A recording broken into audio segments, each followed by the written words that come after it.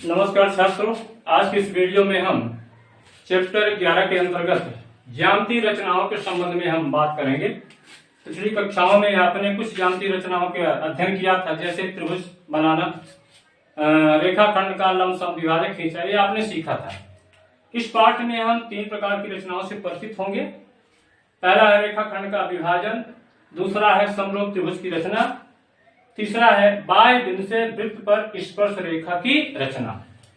यहाँ पर इस रेखाखंड का विभाजन सबसे महत्वपूर्ण है। यदि आपने इसको सीख लिया है, समरूप त्रिभुज की रचना करना बड़ा आसान हो जाएगा, क्योंकि रेखाखंड के विभाजन का ही हम इस्तेमाल करते हैं कहाँ, समरूप त्रिभुज की रचना करने में। तो आइए हम समरूप त्रिभुज की रेखाखंड के विभाजन की बात करते हैं। आइए सीखते हैं कि एक दिए गए रेखाखंड को दिए हुए अनुपात में किस प्रकार से विभाजित किया जाता है। यहाँ पर रेखाखंड के विभाजन की 2 विधियां हैं। हम उस विधि को सीखेंगे जिसका इस्तेमाल हम समरूप त्रिभुज की रचना करने में करते हैं। तो एक हमने प्रश्न बना रखा है, यहाँ पर एक रेखाखंड को 3:2 के अनुपात में विभाजित कीजिए। हमें एक रेखा, यहाँ रेखाखंड की लंबाई नहीं दी गई है, तो यहाँ रेखाखंड की लंबाई को अपनी इच्छा से ले लेंगे, 6 सेंटीमीटर, 7, 8, 10 जो भी लेना हो। और यदि रेखाखंड की लंबाई आपको दी गई है तो फिर उतनी ही लंबाई की रेखाखंड लेना है, पटरी की सहायता से, स्केल की सहायता से नाप करके। यहाँ पर रेखाखंड की लंबाई नहीं दिया है, तो यहाँ पर हमको विभाजित करना कितना, 3 और 2 के अनुपात में। साथ में ये भी बताना है रचना के चरण, और फिर औचित्य भी बताना पड़ता है, यानी सत्यापन भी करना पड़ता है। तो मुख्य रूप से हमें है 3 और 2 के अनुपात में विभाजित कैसे किया जाता है किसी रेखाखंड को, आइए सीखते हैं। तो सबसे पहले हम क्या करते हैं, यहाँ पर एक रेखाखंड लेते हैं। रेखाखंड की लंबाई नहीं दी गई, इसलिए हम इस लंबाई को अपनी इच्छा से ले लेंगे। ये हमने ले लिया रेखाखंड, इसका नाम हमने दे दिया क्या, AB। अब क्या करेंगे, इसको 3 और 2 के अनुपात में विभाजित करना है। तो इसके लिए हम क्या करते हैं कि रेखाखंड AB के साथ बिंदु A पर न्यून कोण बनाते हुए एक हम किरण खींचेंगे, और वही किरण हमारी मदद करेगी रेखाखंड AB को 3 और 2 के अनुपात में विभाजित करने में। तो आइए हम बिंदु A पर AB के साथ न्यून कोण बनाते हुए एक किरण खींचते हैं। चलिए, मैंने यहां खींच दिया। थोड़ा इसको और लंबा कर लेते हैं, आइए इसको और लंबा कर लेते हैं। ये हमने लंबा कर लिया, ये इस तरह से। आइए इसका नाम दे देते हैं AX। ये किरण क्या हो गई, AX, न्यून कोण बनाते हुए नीचे की ओर बनाया, और इस किरण को कहते हैं सहायक किरण। सहायक किरण क्यों कहती है, क्योंकि यही किरण हमारी मदद करेगी AB को 3 और 2 के अनुपात में विभाजित करने में। आइए बारीकी से देखते हैं, बहुत ही सिंपल है। विभाजित करना है रेखाखंड AB को 3 और 2 के अनुपात में, अर्थात 3 भाग इधर हो, 2 भाग इधर, तो 3 2 कितने हो गए, 5। तो ये जो हमारी सहायक किरण है AX, इस पर हम 5 बिंदु अंकित करेंगे बराबर बराबर दूरी पर, बराबर बराबर दूरी पर। तो बराबर बराबर दूरी पर 5 बिंदु हम कैसे अंकित करेंगे, आइए देखिए। ये हमारा राउंडर है, प्रकार है। इस प्रकार की एक पेंसिल है, ये पेंसिल लगी हुई है, पेंसिल नहीं है, स्केच पेन लगा हुआ है। यहाँ पर हम क्या करेंगे कि जैसा कि आप जानते हैं, जब कोई चाप आप खींचते हैं तो उस चाप का क्या होता है, एक केंद्र होता है और एक त्रिज्या होती है। वृत्त का भी क्या होता है, केंद्र होता है और उसकी त्रिज्या होती है। और चाप क्या है, वृत्त का एक भाग होता है। तो जब कोई चाप खींचते हैं तो उसका भी अपना केंद्र होता है, उसकी भी एक त्रिज्या होती है। तो आइए हम क्या करते हैं, यहाँ पर 5 बिंदु अंकित करते हैं। इसके लिए हमें 5 चाप काटने पड़ेंगे। कहां पर, AX पर। कहां से शुरू करेंगे, एक तरफ से। तो त्रिज्या आइए फिक्स कर लेते हैं। अब इसको आपको चेंज नहीं करना है, इतनी त्रिज्या मैंने रख लिया है, ठीक है ना। यहां से यहां तक की दूरी क्या हुई, चाप की त्रिज्या होगी, और चाप के केंद्र पर इसको रखेंगे, प्रकार की नोक को यहाँ मैंने रख लिया। ये जरा देखिए, यहाँ पर मैंने चाप थोड़ा और बड़ा कर लेते हैं, बोर्ड है ना, यहाँ पर ये हमने कर लिया, और यहां से एक चाप मार दिया। त्रिज्या बदलेंगे नहीं, यानी इसके बीच की दूरी नहीं बदलेगी, वो फिक्स रहेगा। फिर जो पहला चाप काटा है उस पर प्रकार की नोक रखेंगे, और हम दूसरा चाप मारेंगे। ये हमने दूसरा चाप मार दिया। अब दूसरे चाप पर प्रकार की नोक रखेंगे, त्रिज्या उतना ही रखेंगे। यहां से हमने चाप मार दिया, 5 बिंदु अंकित करना है तो 5 चाप मारना पड़ेगा, 3 2 5। यहां पर हम प्रकार की नोक रख लेते हैं, यहां से चाप मार लेते हैं, यहां से चाप, ये हो गया मेरा चाप। इसके बाद एक चाप और है, यहां से हमने कर लिया, यहां प्रकार की नोक रख लिया चौथे चाप पर, और यहां से हमने चाप काट लिया। कितने चाप हमने काटा? 1 2 3 4 5। आइए जहां पर सहायक किरण को काट रहे हैं चाप, उनका नाम दे देते हैं। A1 है, A2 है, A3 है, A4 है, ये क्या है? A5। इतना काम कर लिया आपने। इसके आगे क्या काम करेंगे? इसके आगे क्या करना है कि जो अंतिम वाला बिंदु है A5 और रेखाखंड का जो अंतिम सिरा, इसको मिला देते हैं। आइए हम मिला देते हैं। यहां पर ये मेरा मिल गया, हमने मिला दिया, A5 B को मिला दिया। अब इसको 3 और 2 के अनुपात में बांटना है, इधर 3 हिस्सा, इधर 2 हिस्सा। देखिए इसके यहां से यहां तक कितने हिस्से हो गए? 5। 5 में 3 इधर लेना है और 2 इधर लेना है, तो 3 वाला हिस्सा कौन सा होगा? कौन से पॉइंट 3 और 2 के अनुपात विभाजित कर रहा है? A3 वाला। A3 को हम पकड़ेंगे।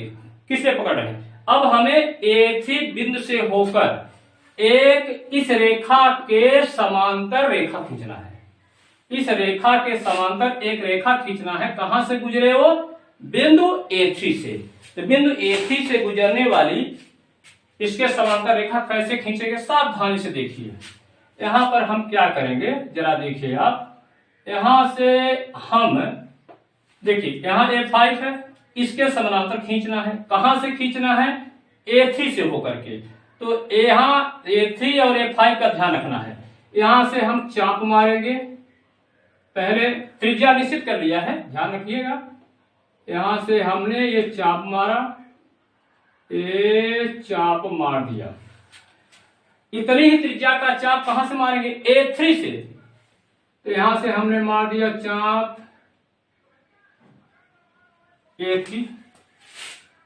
अब क्या करेंगे? देखिए ध्यान रखिएगा, इस चाप और इस चाप की त्रिज्या बराबर थी। अब हम क्या करेंगे? इस चाप की लंबाई, देखिए दोनों रेखाओं के बीच में यहां पर चाप की लंबाई कितनी है, तो आइए सेट करते हैं। ये चाप की लंबाई ज्यादा जा रहा है, थोड़ा कम कर दीजिए। ये हमने कम कर दिया, देखिए सेट हो रहा है। हाँ सेट हो रहा है। आप चाहे तो यहां भी खींच सकते हैं ना, क्या रखा है, चाप मार दिया। अब यही यहां पर चाप का केंद्र यहां रखेंगे, जो चाप मारा है यहां रखेंगे इस पर, और उतनी ही त्रिज्या का हम चाप यहां मार देंगे। ये देखिए मार दिया। अब क्या करेंगे आप? अब हम क्या करेंगे? अब यहां से जो A3 पॉइंट है और यहां जो दोनों चाप जहां काट रहे हैं उनको मिलाते हुए एक रेखा खींच देंगे। ध्यान रखिएगा, A3 को, A3 और चाप के कटान बिंदु को एक रेखा खींच देंगे हम। टाइम लग रहा है, मैं यहां खींच दिया। ये देखिए, ये रेखा इसके क्या है? समांतर है। मानिए AB को किस बिंदु पर प्रतिच्छेद कर रही है? बिंदु P पर। इस प्रकार से बिंदु P अब क्या कर रहा है जानते हैं? रेखाखंड AB को 3 और 2 के अनुपात में विभाजित कर दिया है। ध्यान रखना, ये समझ में आ गया आपके? इस तरह से आपको करना है। यदि 4 और 3 के अनुपात में कहता है तो 4 और 3 कितने हो जाएगा? 7। तो यहाँ पर इस पर कितने बिंदु अंकित करना है? 7 बिंदु अंकित करना है। तो यहाँ पर इस चीज को ध्यान में रखना है आपको। अब यहाँ पर रचना के चरण, आइए समझ लीजिए। रचना के चरण, रचना के चरण का तात्पर्य है कि आपने ये जो काम रचना किया है आपने कैसे किया है, पहले क्या किया, पहले इसके बाद क्या किया, फिर इसके बाद क्या किया। तो जैसे आपने किया है वही आपको लिखना होता है। जैसे खाना बनाना किसी को सिखाना हो तो पहले ये फिर ये फिर ये, ऐसे आपको भी लिखना है। सबसे पहला काम क्या है? देखिए मैं लिख नहीं रहा हूं, समझा रहा हूं आपको। पहले आपने किसको खींचा? रेखाखंड AB को। तो पहला पॉइंट क्या लिखेंगे? सर्वप्रथम दिए हुए माप का रेखाखंड, चूंकि यहां माप नहीं दी गई है तो यदि ऐसी पोजीशन है तो लिखेंगे सर्वप्रथम रेखाखंड AB को खींचा। यदि आपको लंबाई दी गई तो लिखेंगे सर्वप्रथम दिए हुए माप का रेखाखंड AB खींचा। खींच लिया आपने, पहला काम हो गया। दूसरा काम क्या करोगे आप? दूसरे काम में हम क्या किए हैं, हमने किरण खींचा है। कौन सा किरण, AX। कैसा कोण बनाते हुए, न्यून कोण बनाते हुए। किसके साथ, AB के साथ। किस बिंदु पर, बिंदु A पर। तो यहाँ पर लिखना है आपको, दूसरे बारे में क्या लिखना है आपको पता होगा। दूसरे बारे में क्या लिखना है, रेखाखंड AB के साथ बिंदु A पर न्यून कोण बनाते हुए किरण AX खींचा। ये आपका दूसरा स्टेप हो गया। इसके बाद क्या किया, तीसरे पे आपने 5 बिंदु अंकित किया है। कहां पर खींचा है, सहायक किरण AX पर। यहां पर लिखेंगे तीसरे पॉइंट में किरण AX पर 5 बिंदु A1 A2 A3 A4 A5 इस प्रकार अंकित किया कि A1 बराबर A1 A2 बराबर A2 A3 बराबर A3 A4 बराबर A4 A5। ये पांचों खंड आपस में क्या है, बराबर है। ये आपका तीसरा काम हो गया। इसके बाद आपने क्या किया, यहां पर चौथे काम में क्या किया है आपने, इसको इसके साथ मिला दिया। तो यहां पर चौथे में लिख दीजिए A5B को मिलाया, A5B को मिला दिया। इसको मिलाने के बाद आपने क्या किया, एक समानांतर रेखा खींचा। नाम क्या है इसका, A3P। किसके समानांतर खींचा, A5B के समानांतर। कहां से होकर जा रही है, बिंदु A से। तो आप क्या लिखेंगे, यहां पर लिखेंगे पश्चिमी में A5B के समांतर A3 से होकर जाने वाली रेखा, नाम दे दीजिए A3P खींचा। A5B के समांतर कहां से होकर, बिंदु A3 से होकर जाने वाली रेखा A3P खींचा, जो AB को किस बिंदु पर प्रतिच्छेद करता है, जो AB को बिंदु P पर प्रतिच्छेद करती है। इतना हो गया आपका।